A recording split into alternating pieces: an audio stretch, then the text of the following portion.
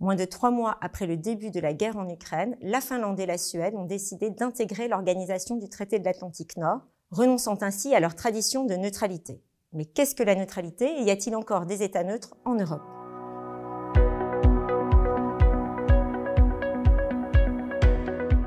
Le mot neutralité vient du latin neuter qui signifie aucun des deux. En relations internationales, la neutralité désigne le fait pour un État de ne pas participer militairement à une guerre. Concrètement, un État neutre ne peut pas apporter d'aide militaire à un belligérant. Toutefois, être neutre n'empêche pas de prendre position dans un conflit. Certains États, comme la Suisse, choisissent d'être neutres en permanence. Cela a des implications pour eux en temps de paix. Ils ne peuvent pas être membres d'une alliance militaire et doivent être en capacité de se défendre seuls.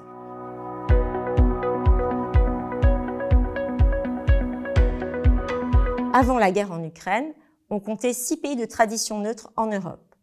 L'Autriche, la Finlande, l'Irlande, Malte, la Suède et la Suisse. Dans les mois qui ont suivi le début de la guerre en Ukraine, la Finlande et la Suède ont décidé d'intégrer l'OTAN. Le 4 avril 2023, la Finlande est devenue le 31e membre de l'OTAN. La Suède, quant à elle, attend la ratification de son adhésion par la Hongrie et la Turquie. De leur côté, l'Autriche, l'Irlande, Malte et la Suisse continuent de se déclarer neutres. Cela ne les a pas empêchés de prendre politiquement position sur le conflit en condamnant l'agression russe de l'Ukraine et en adoptant les sanctions de l'Union européenne à l'encontre de la Russie, y compris la Suisse qui n'est pourtant pas membre de l'UE.